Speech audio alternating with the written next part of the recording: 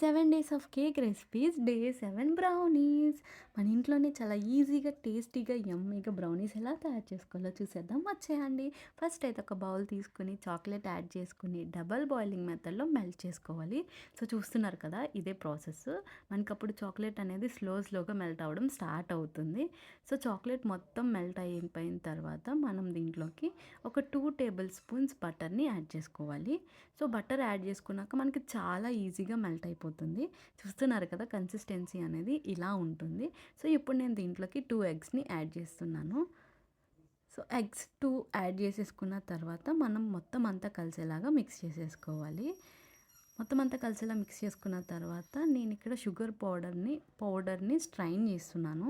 నేను 1 cup sugar powder తీసుకున్నాను. Strain చేసిన పౌడర్ని మనం కొద్దిగా యాడ్ చేసుకుంటూ మిక్స్ చేసేసుకోవాలి.